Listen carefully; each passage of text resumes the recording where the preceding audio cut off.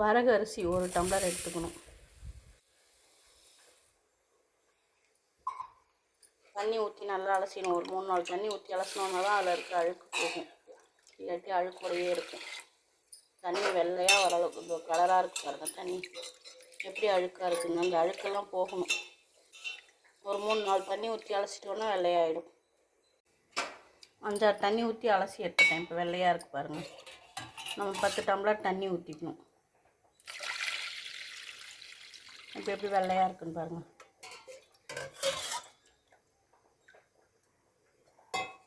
பத்து டம்ளர் நான் இது காலையில் மத்தியானம் 12 மணிக்கு ஊற வைக்கிறேன். அப்போ தான் 8 மணி நேரம் ஊறுறதுக்கு கரெக்டாக இருக்கும். நைட்டு காய்ச்சி வைக்கிறதுக்கு 10 டம்ளர் தண்ணி ஊற்றி ஊற வச்சிட்டேன். 8 மணி நேரம் கழித்து பார்க்கலாம். 8 மணி நேரம் ஊறிடுச்சு. இது அப்போ நம்ம அடுப்பில் வச்சு காய்ச்சி எடுத்துக்கலாம். அடுப்பில் ஒரு சட்டி வச்சு அதில் ஃபஸ்ட்டு தண்ணியை ஊற்றி காய வச்சுக்கலாம். நம்ம ஊற வச்சுருக்க தண்ணியை தான் ஊற்றணும், வேறு தண்ணி ஊற்றக்கூடாது. அந்த தண்ணியிலே தான் அதை காய்ச்சி எடுக்கணும். தண்ணி கொதிச்சோடனே இந்த அரிசியை அதில் போட்டுக்கலாம்.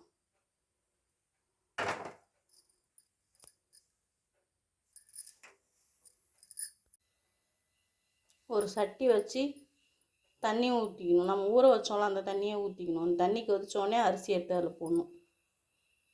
தண்ணி கொதிக்க ஆரம்பிக்குது. நம்ம ஊற வச்சுருக்க அரிசி அதில் போட்டுடலாம்.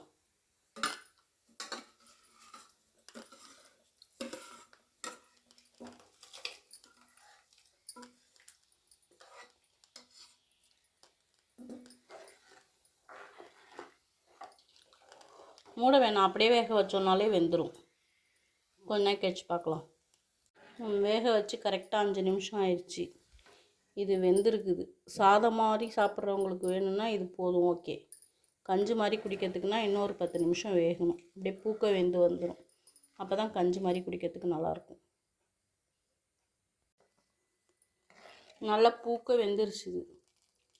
இதோட ஆஃப் பண்ணி கொஞ்சம் நாளைக்கு ஆற வச்சிடணும். இந்த ஆவிலாம் போகிற அளவுக்கு ஆற வச்சிடணும்.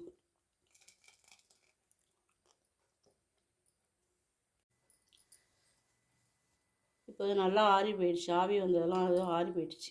மேலே இப்படி ஒரு துணியை போட்டு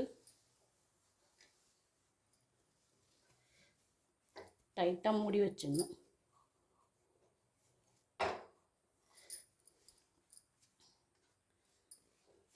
இதை காலையில் திறந்து பார்ப்போம் எப்படி இருக்குன்னு. இப்போ இதை திறந்து பார்க்கலாம் காலையில்.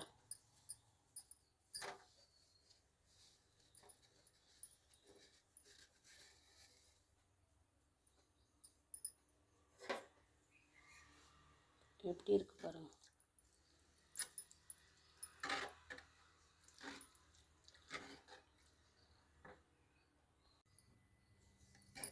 இதில் நமக்கு தேவையான அளவு உப்பு போட்டு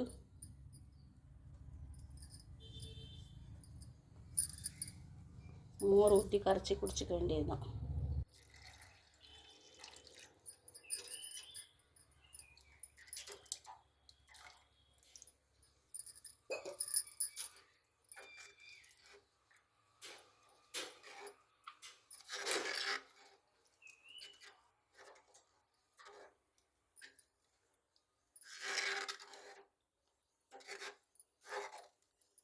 வரகரிசி அம்பலி, வரகரிசி அம்பலி, வெண்டைக்காய் வத்தல். வாங்க சாப்பிடலாம்.